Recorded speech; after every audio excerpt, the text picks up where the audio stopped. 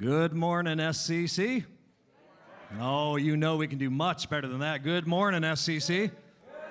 Even better the second time. Great job. All right, well, welcome to Seneca Community Church. For those of you joining us online, it's fantastic to have you with us as well. We hope you find the next 70 minutes spent together engaging, challenging, and most importantly, helpful to your life. Speaking of being helpful to your life, perhaps you're here today and you would like to meet with someone, talk with someone, or pray with someone. If so, at the end of the service, members of our prayer team will be standing right up here, and they would thoroughly enjoy getting to know you, meeting with you, talking with you, and praying with you about anything going on in your life. So please take advantage of that. All right. We have got, for all of you internet users out there, so many great resources to be found on our fantastic website, found at scc.website. For example, if you ever miss a message, you can get caught up through the website. And another great resource on our website is the Online Connect card. Please use this card to let us know all about you. There are places on there where you can update your contact information, share prayer requests, ask questions, basically ask me with Pastor Dave or Pastor Josh. The list goes on and on. So please fill out that card whenever you're feeling led to. You can either fill it out online, or we do have paper copies available out in the Commons area. Well, as always, friends, there's so much going on here in the life of SCC, and we want you to know everything that's going on. So a couple things I need you to do. First of all, check out your program. There's so much great information in your program, so read through that to find out everything that's going on here. And another thing you can do is check out our social media presence. We're on Facebook, we're on Instagram, and another thing thing that I really love, and I probably don't say this enough, sign up for The Pulse. That is a twice weekly email newsletter. Comes out on Tuesdays, comes out on Fridays. It's got so much great stuff in there, so please subscribe to The Pulse. Finally, and this is it for me, finally, there are 2 new things in your program today that you just have to know about. First is called a Take Off into Fall booklet, and the other one is an invite card for the upcoming message series. I need you guys to do something for me. Take out that Take Off into Fall with SCC booklet. Please read through it when you have a moment. There are so many fantastic things that are going to be happening here this fall, and we don't want you to miss a thing. Also, here's something cool that you can do. Take that booklet, take the invite card, give it to a friend, give it to a family member, and invite them to come join us in the fall. That does it for me. Thanks again for being here. Enjoy the rest of the service. Good morning, everyone. Oh, I hear myself. That's interesting. Welcome to Seneca Community Church, a nice place to be. We ask that you would please stand with us and sing.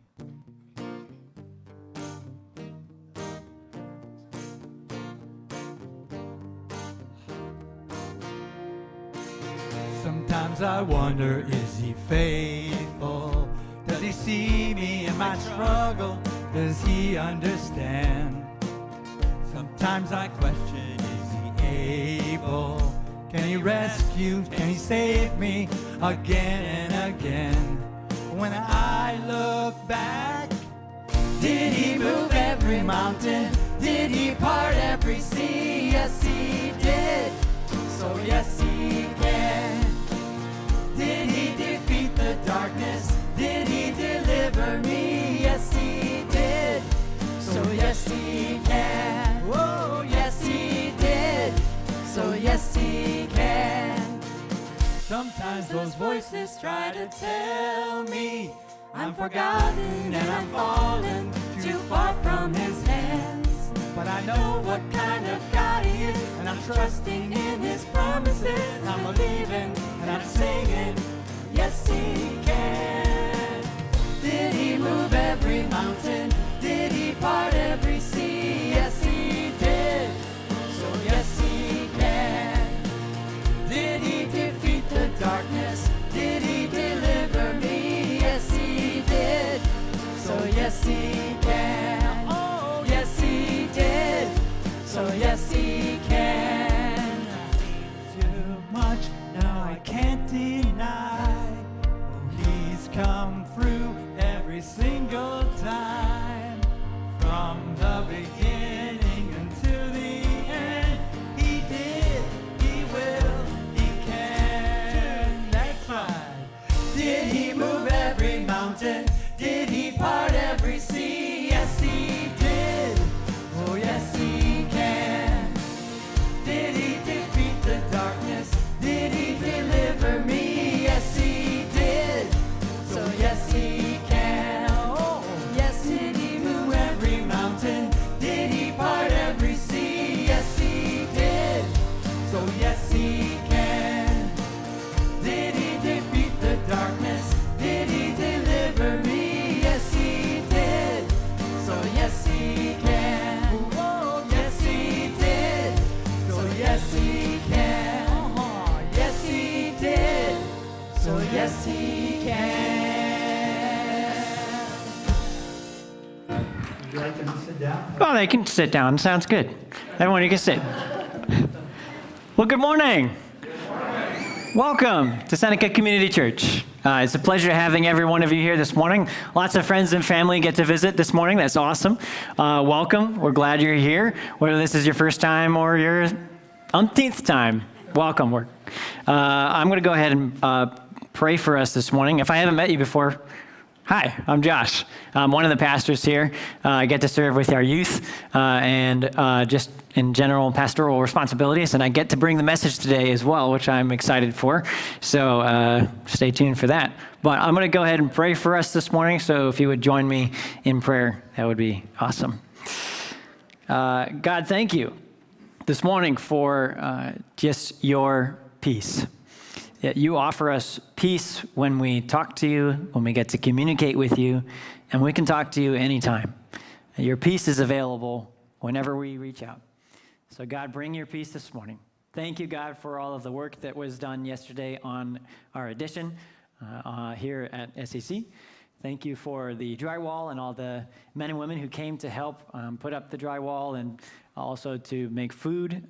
Thank you for the hands and the hard work. And I just pray that as the addition continues, that all of the different why did they do it this way and how do we do it? We don't know. And okay, this is going well.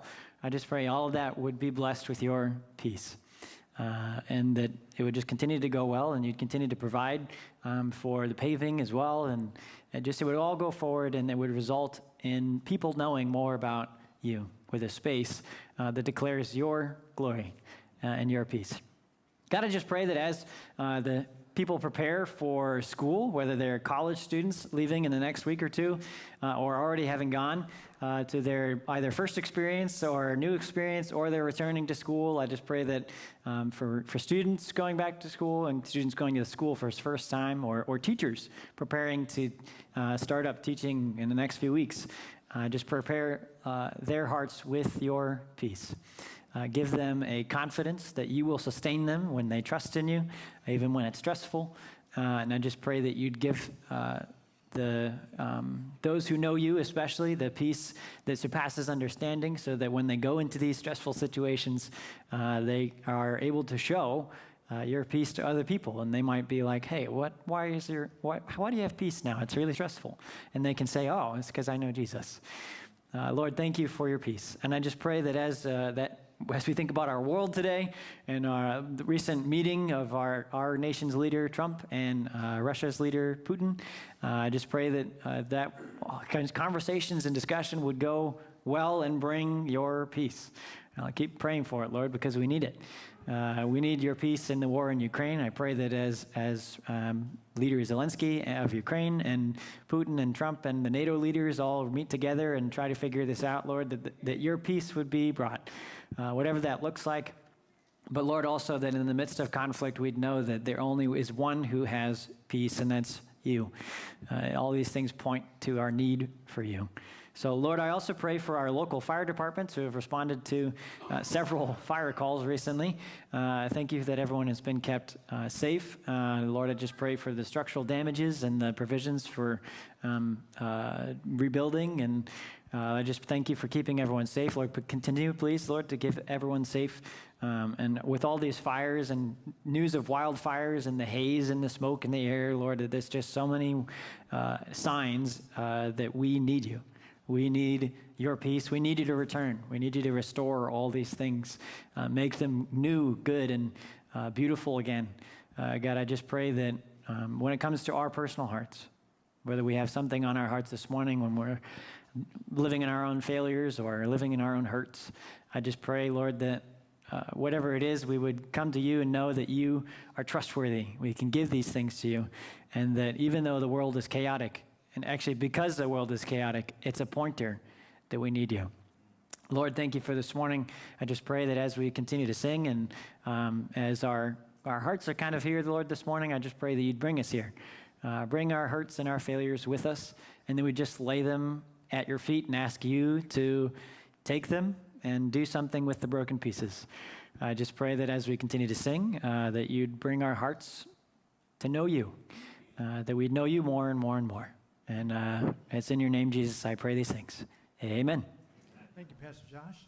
Hey, please stand up and sing a couple more songs if you're able to.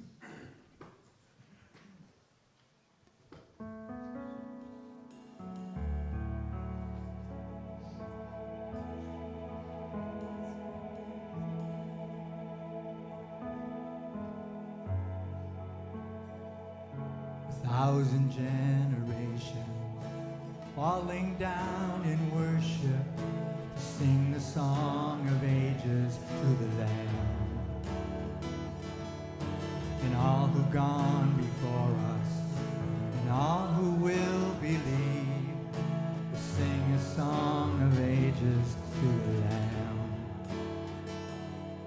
Your name is the highest, your name is the greatest, your name stands above them all.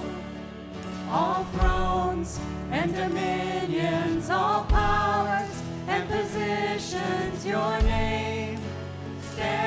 above them all, and the angels cry, holy, all creation cries, holy, you are lifted high, holy, holy forever.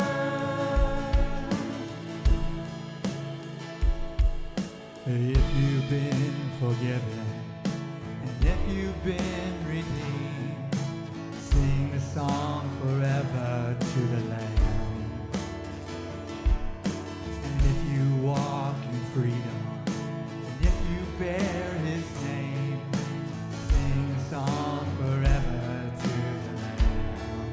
Or sing out. We'll sing the song forever and amen, and the angels cry, holy, all creation cries, holy, you are lifted high, holy, holy forever. Hear your people sing, holy, to the King of Kings, holy, you will always be, holy, holy forever.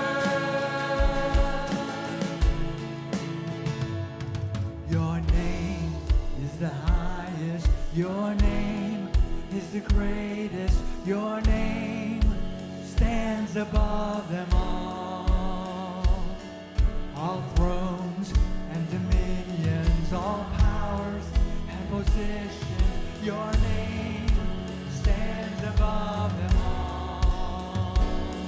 Your name is the highest, your name is the greatest, your name stands above them all. All thrones and dominions, all powers and positions, your name stands above them all. And the angels cry, holy, all creation cries, holy, you are lifted high, holy, holy forever.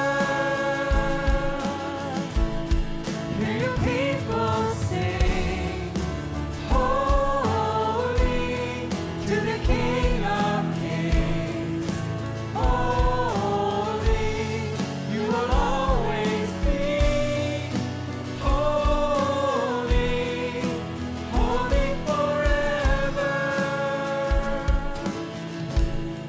You will always be holy, holy forever. So true, so true.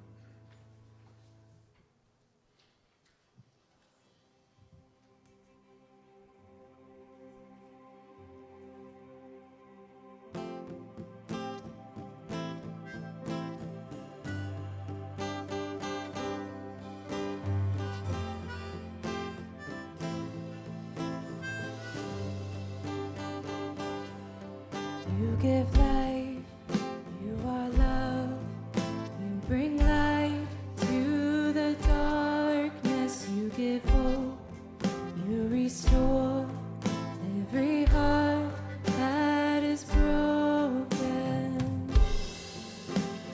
Great are you, Lord.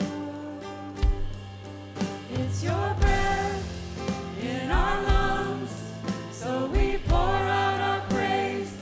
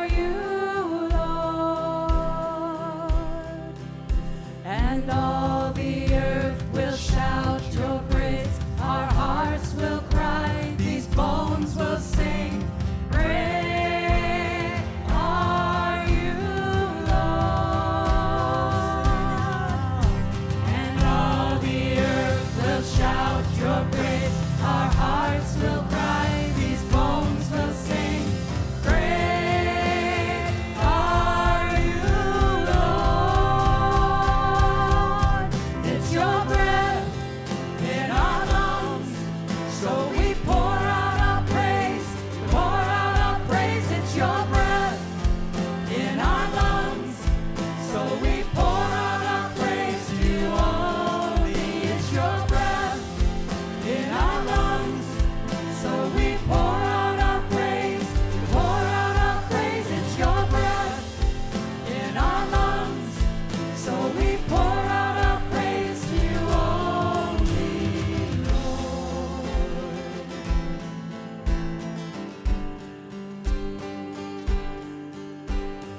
All the earth will shout your praise. Our hearts will cry. These bones will sing. Great are you, Lord. Father, we just thank you for this brief time together to just lift your name and worship. And we just pray for the rest of this morning. We pray for the message that Pastor Josh is bringing to us, Lord, that you would, it would find traction in our hearts and in our lives this week. And we just commit the rest of this morning to you. Pray for Kids Zone and the little ones back there as well, and the teachers, that you would just rule in that place through the power of your Holy Spirit. In Jesus' name, amen. Great singing. Have a seat, please.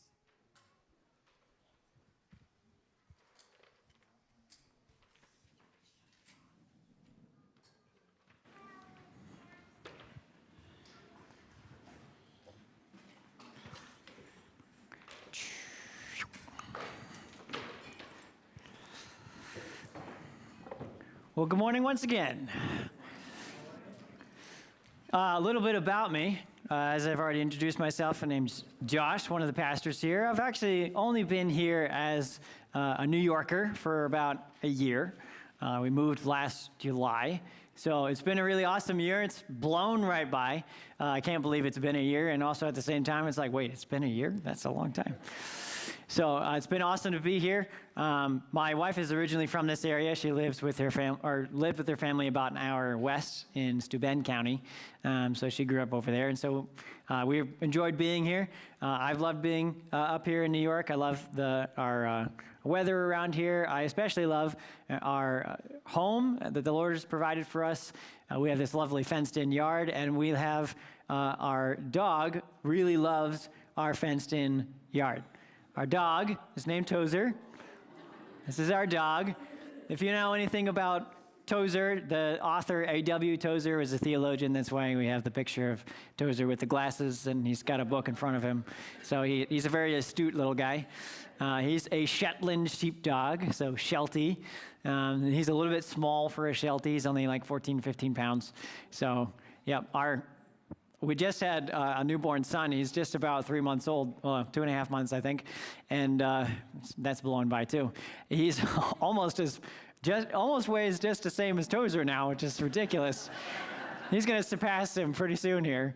But yeah, we love Tozer. We have the fenced-in yard in our home. Very grateful for it. It means that every night when we go, when he goes out to use the bathroom for the last time, I can just let him out into the yard, and we're all good. I don't have to worry about him running away.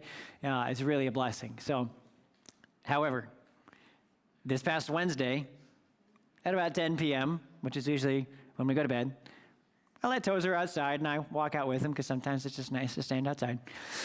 So I have the door closed behind me. Tozer bolts into our fenced-in yard. Now, he does this a lot, so I was like, this is normal. Like sometimes there's a bunny or a squirrel or whatever.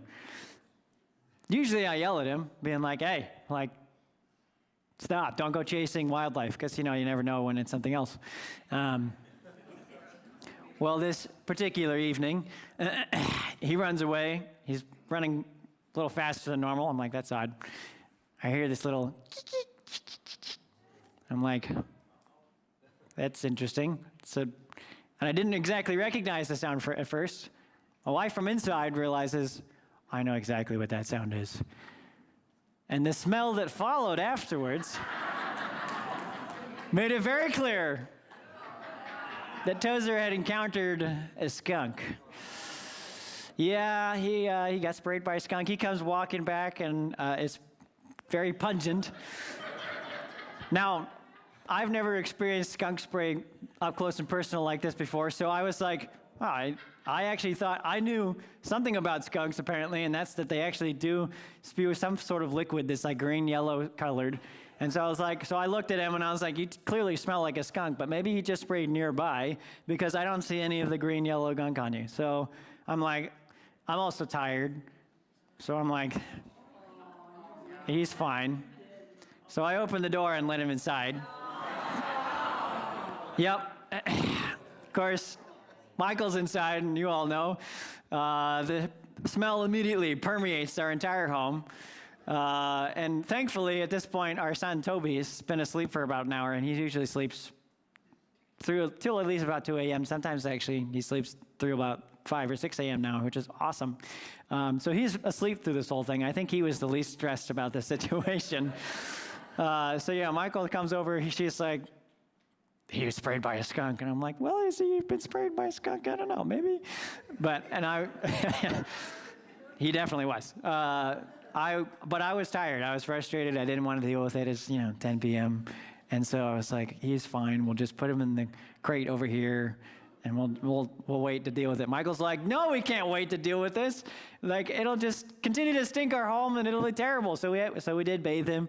I learned afterwards you shouldn't bathe him with regular water. You should go get hydrogen peroxide and dish soap and baking soda. So unfortunately, now he still smells a little bit like skunk. Thankfully, not as much. But it could have been better. But it was also 10 p.m. at night, so it's not like we could have gone out and gotten anything. So anyway, we clean Tozer. We shower again ourselves. We finally get to sleep and put some diffusers on and things like that so the smell is at least bearable. Anyway, waking up the next day, I'm still frustrated because now we have to clean our whole house because I made the poor decision of letting Tozer inside, which at the time I actually look back and I'm like, no, I can be a little honest. I was frustrated and didn't want to deal with it. And so it was my poor decision that now I had to deal with the consequences for. So anyway, we cleaned the whole house, like baking soda on the carpet and mopped the floors, all the deals. Diffusers were everywhere. Baking soda and vinegar was everywhere. It was like, so our home has a very interesting litany of smells right now. But thankfully, at the end of it, the skunk smell is pretty much gone. So it really, at the end, I look back in it, and I share this morning because Michael on Thursday was like, do you think this happened this week because you need to use this as a sermon illustration on Sunday? And I was like, I don't know. Why do you ask? And she was like, well, my pastor growing up would always encounter these strange things during the week, and he'd bring them up on Sunday, being like, hey, clearly God was trying to teach me something. And I was like, what's God trying to teach me? And I look back at my poor reaction to the situation, being frustrated and stressed and annoyed, but then really realizing that actually it really only amounted to a day's work and a little bit of inconvenience, right? Like, it wasn't that big of an issue.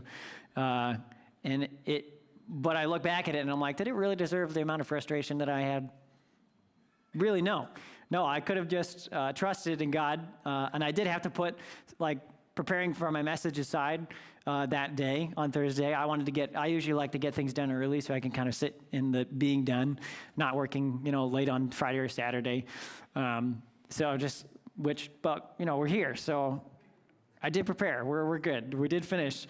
But looking back at it, I'm like, I could have reacted way better because it really did work out okay.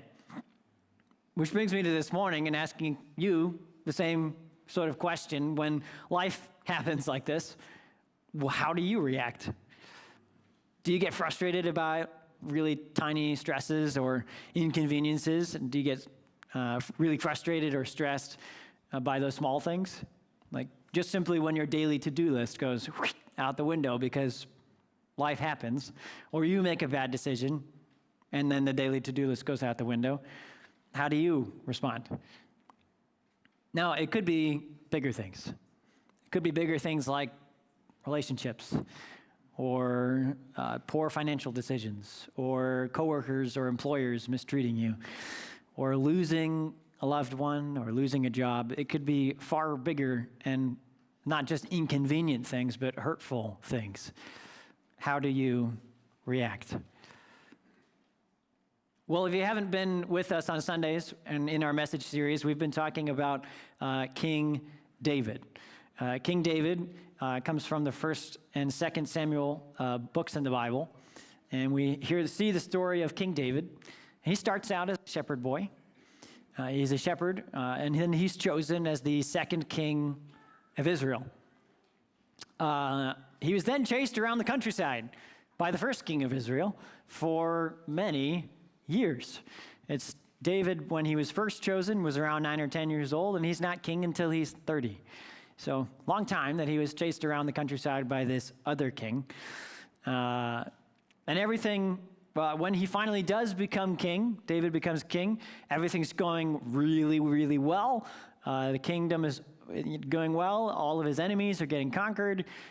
And then he stopped doing the good things the right way, tried to do it the comfortable way, and did a very bad thing by sleeping with another person's wife and then killing her husband, covering it up, trying to marry her, make it look like he did the right thing. And after this terrible thing that David did, he's confronted by one of the prophets. He confesses his sin, asks God for forgiveness, but God says that his family is going to fall apart. And last week we saw the beginnings of that story of his family falling apart. One of his sons raped one of his other daughters-in-law, and another one of his sons is now angry. So one of his sons is Amnon, abused Tamar, and Absalom, Tamar's sister, now hates Amnon. And if you are interested in hearing any of the previous messages on these, I encourage you to look at our messages previously and go listen to them on our website for more of the story. But as we enter into the story this morning, we enter into this terrible situation where Amnon has raped Tamar and then sent her away, and Absalom, who loves his sister, hates now Amnon. Fair. David's other son, and they're repeating their father's poor choices. This morning, if you have your message guide in front of you, your program, there's little pamphlets inside where you can pull those out and fill in blanks. Now, if you don't have one of those and you're like, oh, dang, I don't have a program, you can go back and grab one. But if you don't want to get out of your seat, we have a church app, and you can actually take notes on the app. This is a new thing recently, so very cool. My wife, Michael, tried it last week, and it was awesome. So it'll actually also give you the blanks, so you can cheat and go to the app, and you can see the different blanks that are going to come rather than having to wait. Now, if you're a pen and paper person, totally understand. Those are there for you as well, but I encourage you to visit that and take those notes. Just wanted to get that PSA out there. Hey, we have an app, and it's really cool. So, Absalom let hatred and pride consume him.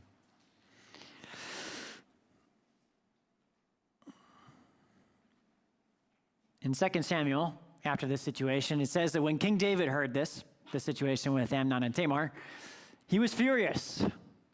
And Absalom never said a word to Amnon, either good or bad. He hated Amnon because he had disgraced his sister Tamar.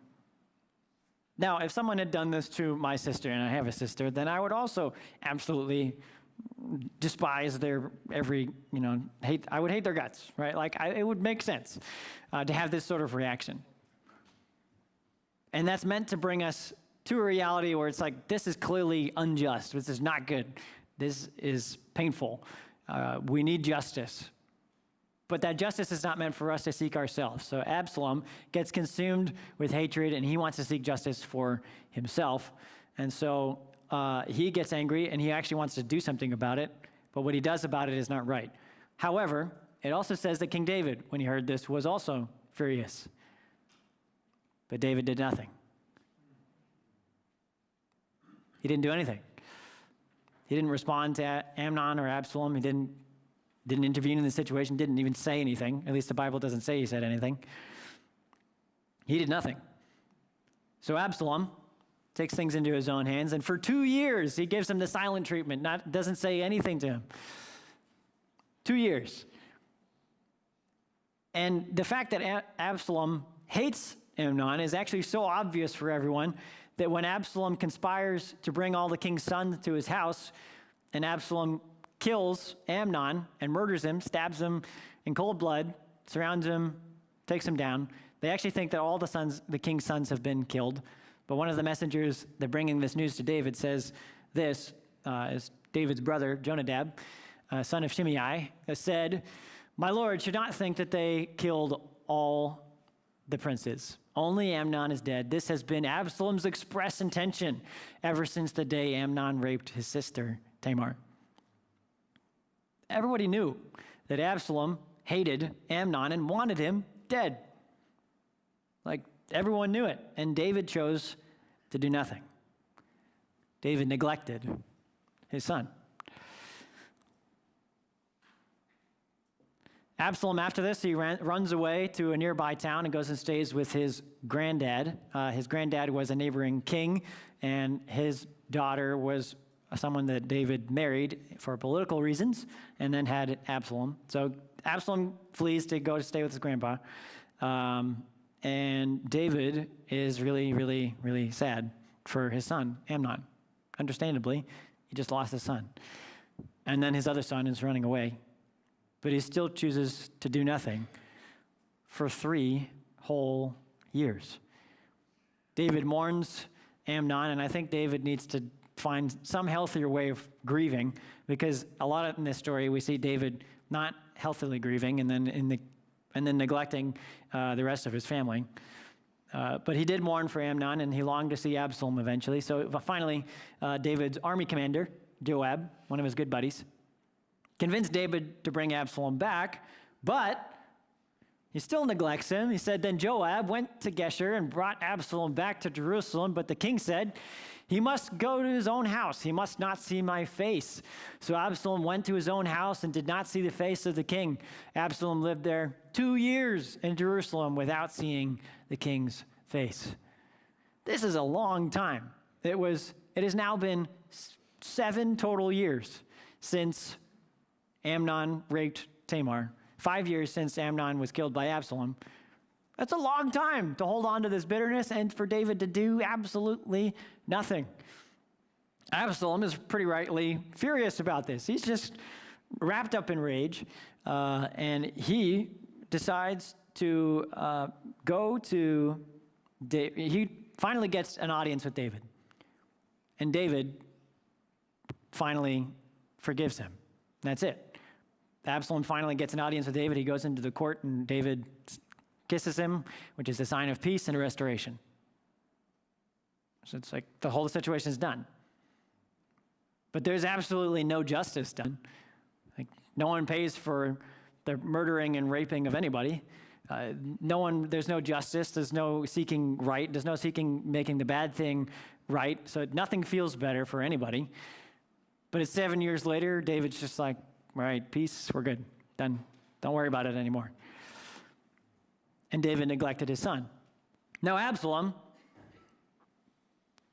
filled with rage and pride, stages a coup.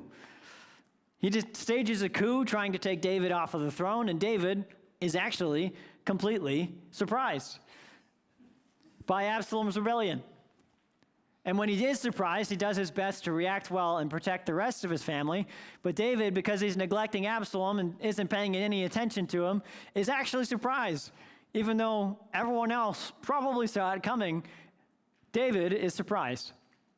And when he is surprised, we see and read this. It says, "A messenger came and told David, 'The hearts of the people of Israel are with Absalom.' So then David said to all of his officials who were with him in Jerusalem, 'Come, we must flee, or none of us will escape from Absalom. We must leave immediately, or he will move quickly to overtake us and bring ruin on us and put the city to the sword.'" So David, being surprised, and because of his neglect, but he is actually genuinely surprised, and he does have a heart that he really wants to love his family. He really does. He couldn't bear it to actually, and I think what I see in this text is that David couldn't bear taking any of the consequences for any of his sons. First of all, because he's so guilt-ridden with his own failures that he knows this is partially his fault. And then he knows that if he does anything, he might have to seek justice by losing other of his sons by exacting the death penalty, which is what the law said was exacted. And so he doesn't want to lose any more of his family. So right here, he's doing the best he can to protect the rest of his family by leaving. He also protects his whole city because he knows that Absalom wants the throne, so he leaves the city. And he's doing his best. He's trying his best, even though he's still ignoring some of the things that are that he should have dealt with a while ago. Now, as he's leaving, as he's walking out the city, a few thousand people actually join him. He's like, no, guys, go back. Don't join me. I'm going probably to my death. Like, don't join me. I have no idea what's going to happen. And they're like, no, we're going to stay loyal to you, David. So that's wonderful. He gets support. So a few thousand people are leaving the city. This guy named Shimei comes up to David and starts throwing rocks and dirt on him and cursing him. And David's already humiliated. He's walking out the city. Like, his whole country is literally weeping as he's leaving. And this guy is throwing rocks at him. And David lets it happen. David just lets it happen. He just lets it happen. And what he does in response is then he prays for God to deliver him and trusted that God will sustain him. So he just lets it happen. One of his buddies, and I'm sure that if you have buddies, you're like, you want your buddies to get your back, and you're like, hey, bro, got my back, right? Okay, yeah, good. So if someone else was bullying me, you're going to step in, right? So one of David's buddies is like, hey, he says this, before we read this, one of his buddies says, hey, you want me to go cut off his head? So Abishai was one of David's buddies. He's like, hey, let me go cut off this Shimei guy. I'm going to go just cut off his head. Because, that's what bros do, back each other up. So he's like, let me go cut off this guy's head. And David, instead of letting him do it, which he probably would be justified in doing it because he's currently cursing the Lord's anointed, and that's death penalty warranted, David said to his buddy and all of his officials, my son, my own flesh and blood is trying to kill me. How much more than this Benjamite? The guy was from the tribe of Benjamin.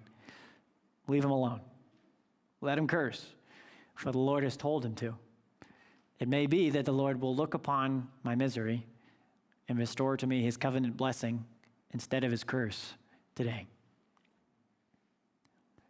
Now, David, as he's leaving the city, and what we get in the Bible is really, really cool because David is a poet and he writes psalms. He writes prayers to God, and he actually writes a psalm based on this situation.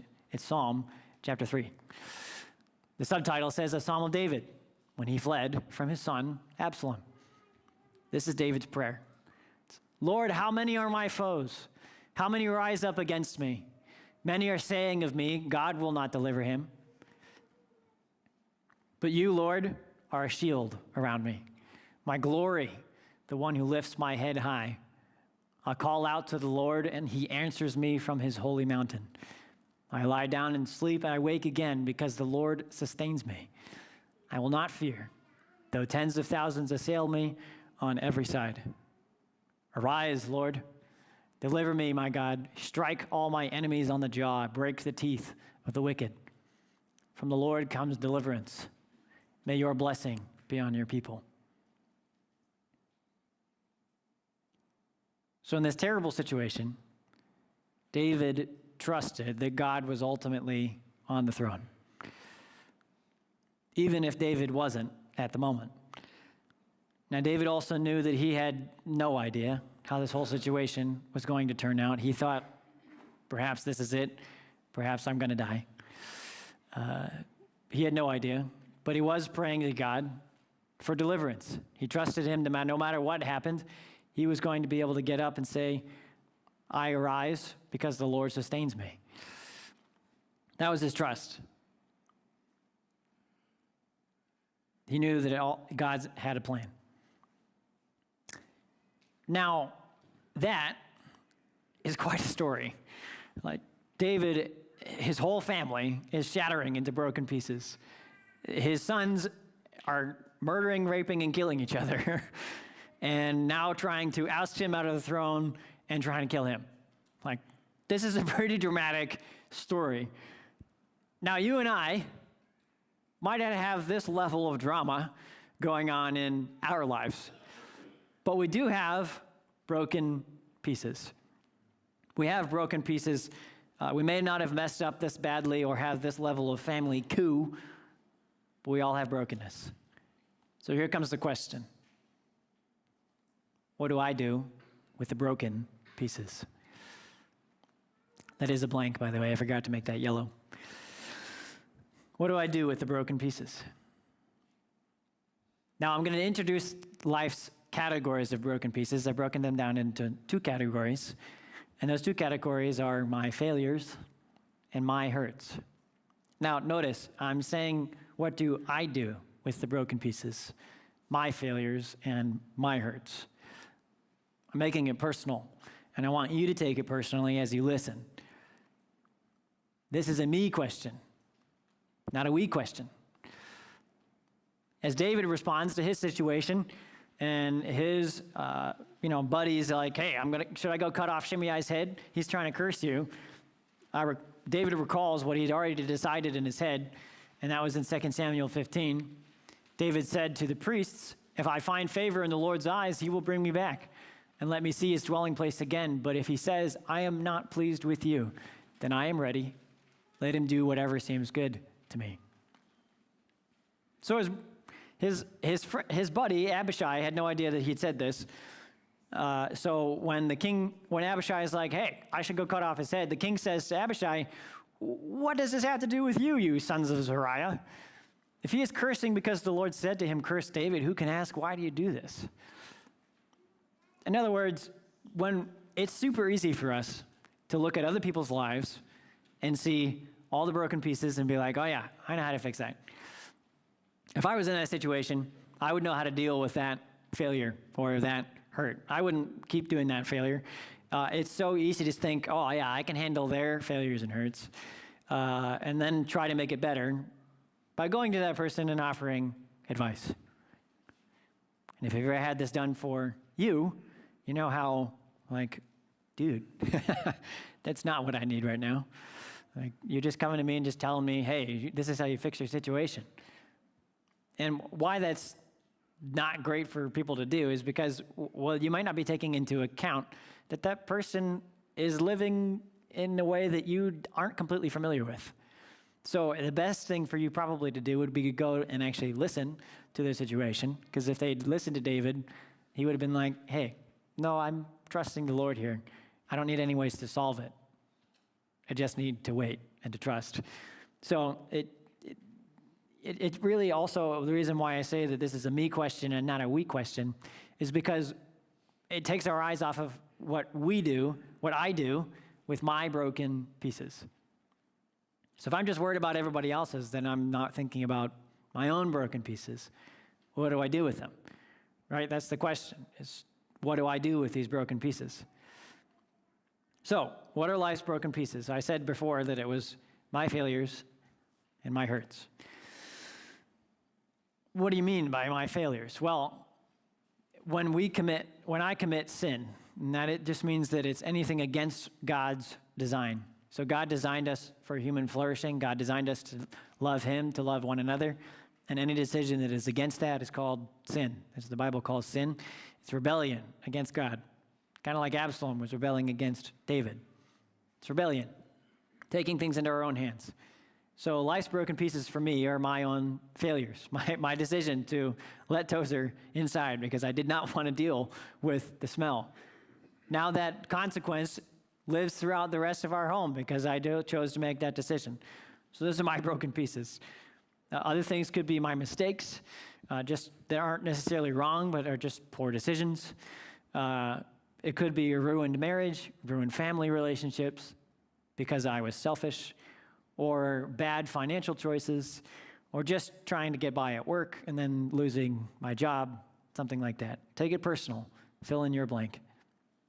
Now, often in this category, in my failures, because we'll get to my hurts, but often in this category, first of all, it's easy not to see them. It's easy not to see that, oh yeah, this is because I did something. And then the other thing is, you might be blaming yourself for every bad thing that happens, and that's not it either. But we can get stuck in this category, thinking of the same failure, the same sin, feeling like we're stuck living in the broken pieces of our own poor choices. So is that you this morning? Do you feel like you're just living in the broken pieces of your own poor choices? Just stuck, like, I don't know what to do with this, but I keep living in it. Well, keep listening. One of life's category of broken pieces is my failures, and the other one is my hurts. And this is even worse because it's completely out of our control, and that's other people's sins against you. When other people mistreat you, when other people betray you, when other people hurt you or curse you, when other people leave you, when other people don't do what they said they would, they don't fulfill their promises, when other people hurt you.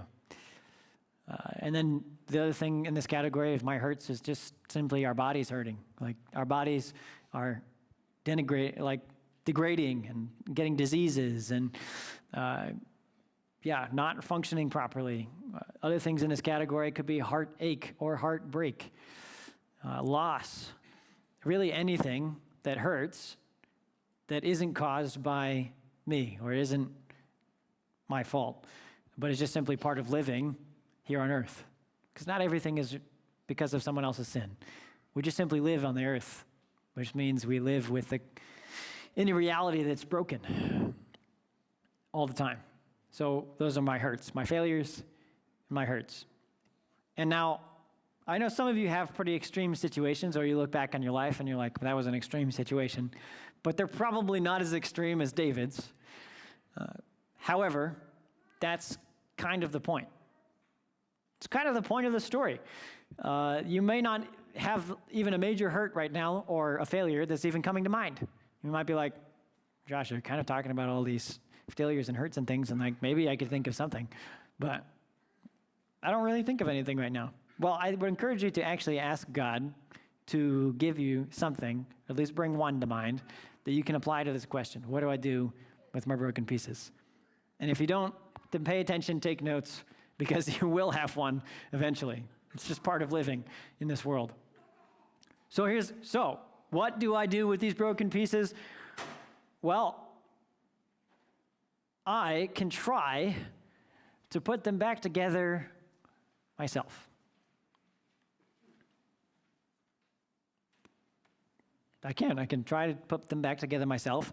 It's exactly what Absalom did. We look at Absalom when we're looking through the story, and I'll read this text because I think it kind of puts a finger on what Absalom's motivation was. It says in 2 Samuel 15, this is as Absalom's planning his rebellion. In the course of time, Absalom provided himself with a chariot and horses and 50 men to run ahead of him. And Absalom would add to these people when they came to him, if I were appointed judge in the land, then everyone who has a complaint or case could come to me, and I would see that they receive justice. Absalom behaved in this way toward all the Israelites who came to the king asking for justice, and so he stole the hearts of the people of Israel. So you can be like Absalom and try to put these pieces back together yourself. For him, he has the broken pieces of his dad neglecting him, his sister being raped, no justice. And so he's completely consumed by anger and pride. He tries to put everything back together himself. The Bible does say about Absalom a little bit earlier that there was not a man in Israel that was so highly praised for his handsome appearance as Absalom. From the top of his head to the sole of his foot, there was no blemish in him. Whenever he cut his hair, he used to cut his hair once a year because it came too heavy for him. He would weigh it, and its weight was 200 shekels by the royal standard. This is probably a little bit of an overdramatic illustration just because it's like narratively, the story is trying to say, hey, he had some great hair. I don't remember exactly what the weight of this was, but it was overdramatic. So he had some great hair. But the Bible says in Proverbs 16:18, pride goes before destruction and a haughty spirit before the fall. He was trying to put himself back together, And in the end, when he was battling against David's armies, his hair gets caught in a tree. And that's how he dies.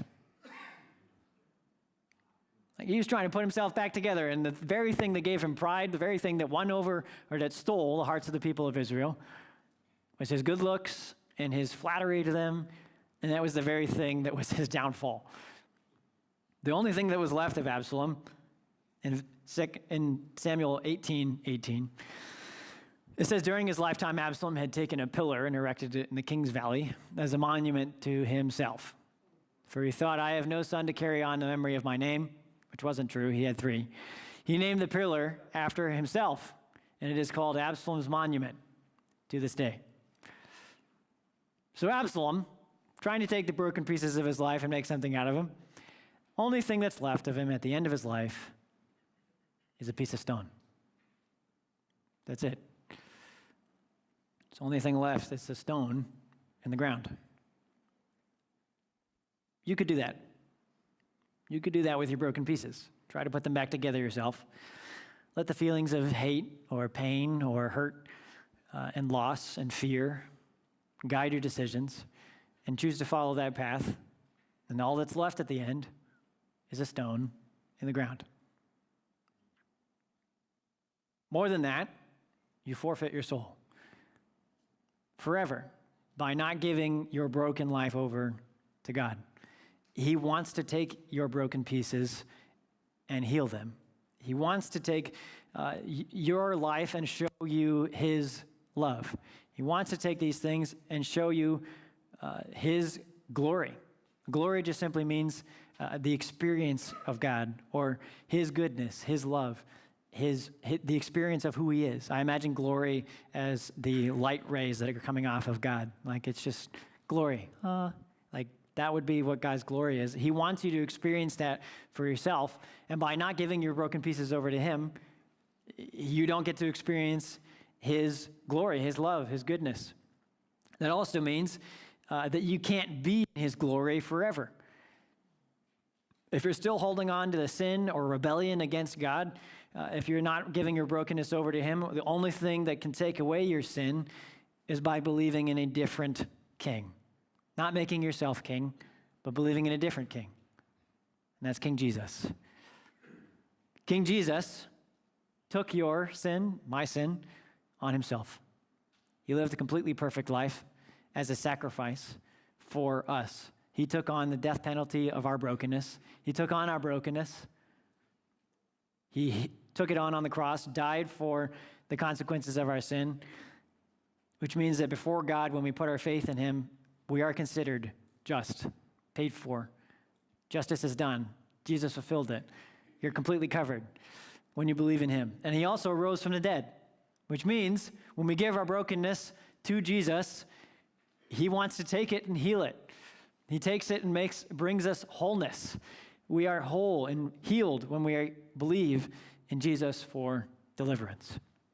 And when you do that with your broken pieces, when you say yes to Jesus, when you say, yes, okay, I want him to be king of my life, not me, because I can't do anything with my broken pieces. And as a matter of fact, if I stay king of my life, then I'm going to stay king of my life forever into eternity, which means I am completely separate from the king of the universe. The place that Christians call that is hell. It's a real place. And I don't mean to say that to scare you, but at the same time, it is a scary place. And that's the destiny of everyone who does not choose to respond to God in faith, putting their trust in Jesus. It's a scary reality. This story is not a comfy one. But the amazing reality is that when we put our faith and trust in Jesus, when we give him our brokenness, he takes that on himself, he heals us, and he says, okay, I want to change you into a picture of my glory. When we say about our broken pieces, we can say this: I can trust God to put together a picture of his glory. What do I do with my broken pieces? Well, I can trust God to put together a picture of his glory. In 2 Samuel, this is exactly what David does.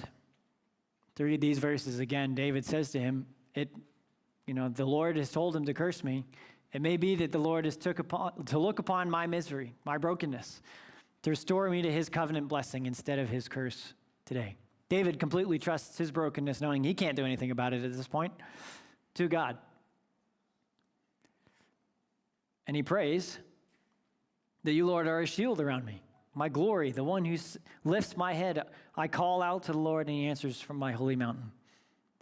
There's a trust here that David has that God is going to show his glory. He's going to take those broken pieces and make them into a picture of him. See, God lets our lives break apart. He does. He lets our lives break apart. Why? It's so that he can be the answer. So he can be the answer to our cries for help. Now, God is not responsible for sin. We are responsible for our sin.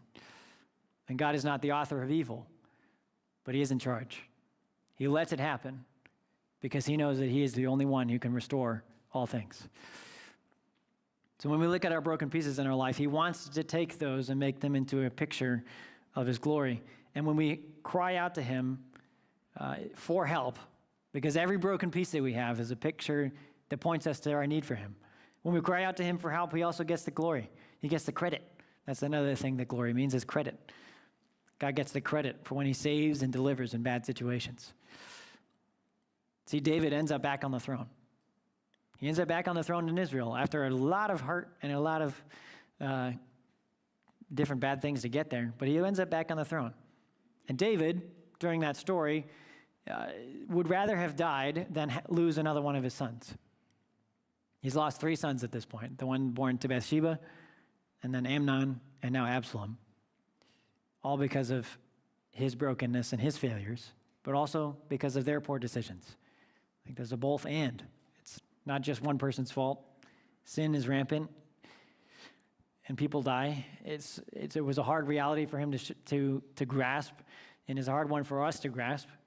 But he would have rather have died than to be back on the throne, but that was God's plan. God also promised to David that he was going to be on the throne, and that was going to be the thing that showed his glory. Now, when it comes to our hearts, when we hear this, we might take issue with these sort of things and be like, well, hang on. Like, what about, why all this brokenness? Why does a good God allow all these broken things to happen? Why does he choose to deliver some and not others? What about Absalom and Amnon? What about my friend or my loved one? What about you can keep asking that question, why don't they get deliverance? Well, here's the hard reality that we have to accept and believe, and that is the choice is my responsibility, but the plan is God's. This is a reality in the Christian faith, and that is that when we believe in Jesus, we know that God is completely in charge. He is fully in control of everything, but people are also fully responsible for their choices. God is fully in charge, and we are fully responsible. That reality is a mystery of how that works. I don't know completely how that works, but I do trust that God is completely in charge, and the only hope that I have for any of my broken pieces is to give them over to God to make a picture for his glory. Because if I try to put it back together myself, not only do I end up in eternity not with him for forever, but also it just completely saps my life of joy. I continue to search and not ever finding the fix for my broken pieces. And so giving things over to him is actually just better for this life and the next. So my choice is my responsibility. That also means that if I find myself making a choice that I'd rather not be making, I can turn around anytime, no matter how many failures or brokenness or hurts that you've caused or that have been hurt to you.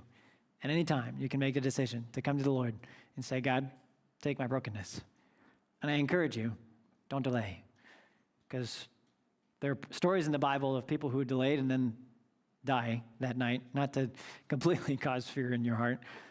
Consider these things. Consider your faith in God. Consider the choices that you've made, and consider where you might go to for hope. There's some scriptures there from a letter that a Christ follower writes to people in Rome. That's why the book is called Romans. And he says this about our choices. He says it does not therefore depend on human desire or effort, but on God's mercy. Well then, you might say, or you might object, why does God blame people for not responding?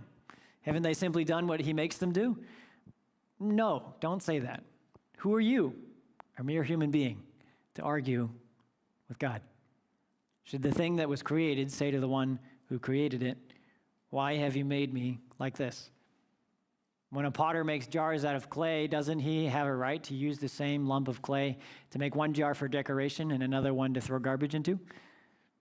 In the same way, even though God has the right to show his anger and his power, he is very patient with those on whom his anger falls, who are destined for destruction. He does this to make the riches of his glory shine even brighter on those to whom he shows mercy, whom were prepared in advance for glory. So there is a real reality here that God knows whom he has chosen. He knows your heart. But there's also the reality that it's completely on me to choose him. Yes, God's in charge. He knows who are his. But that does not change our choice. From our reality, we know that this is true, that God has prepared in advance some of us to experience his glory. But for us who are just humans, who are we to say what God does? This is my responsibility. This choice is mine.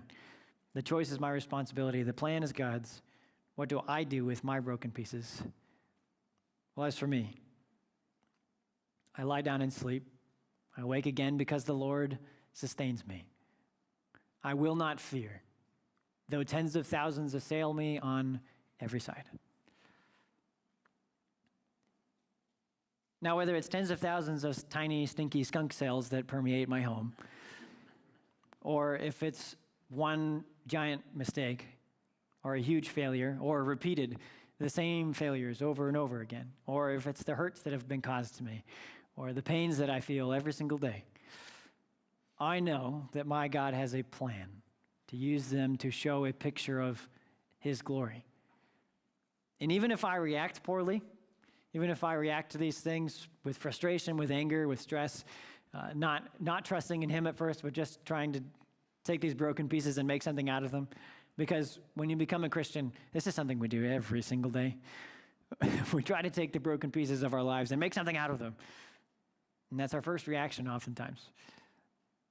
But anytime we notice that that's our reaction, we can come to Jesus and say, all right, no, you need to take these broken pieces and make something out of it because I can't control it at all. I need to trust you, God. Ask for forgiveness. I'm sorry for my poor reaction. Please help me to glorify you. Show your love.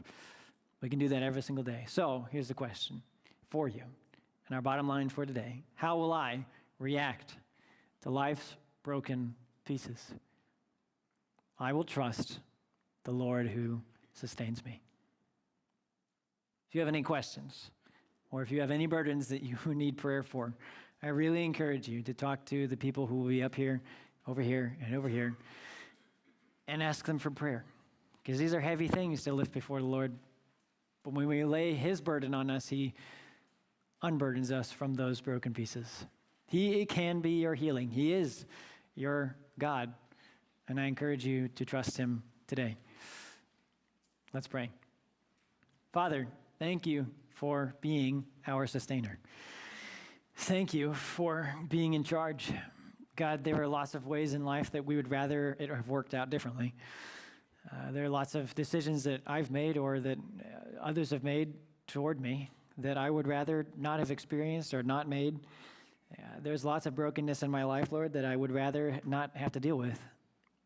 But you, God, are the one who brings those things so that I know that I need you. You are the one who brings these things so that I know that I need your strength. I need your sustaining. I need your glory. Because if I try to take this picture and make it something that makes me look good, or I just know, Lord, that my destruction is imminent. I know that the bad things will continue to happen and there's nothing I can do about them. And I'll make them worse by making bad decisions. So, Lord, I just pray that in every situation I'd give myself over to you. Then I'd trust you to show and to write a picture that shows your glory, and that I'd trust that your plan is good and that it is the best, even when it doesn't look the way that I wanted it to. Lord, thank you for this morning. I pray that if there's anyone who has any burdens on their heart, Lord, that they would respond with trust in you. And if they are just having a hard time trusting in you, that they would cry out to you as David does. Cry out to you with Psalm 3, saying, God, please sustain me. You are the deliverer. Only you can deliver. We trust you, God. We trust you as we go from here today, and we love you. And it's in your name, Jesus, we pray. Amen. Thanks again for joining us today in person and online. Like Josh mentioned, we've got members of our prayer team up here. Please take advantage of that. Come on up. They'd love to talk with you and pray with you about anything going on in your life. One of the many ways that you can worship God and show how thankful you are to Him is by the giving of your tithes and your offerings. We do have offering boxes available throughout the building. You can also mail in a gift or use safe and secure online giving through our website. Please remember to use your Take Off into Fall booklet and also your Imperfect Together message invite cards to ask family and friends to join us this fall, because we have got so many great things happening, and we just want to share that excitement with as many people as possible. All right, have a great day. Enjoy the rest of the week, and we hope to see you back here next Sunday.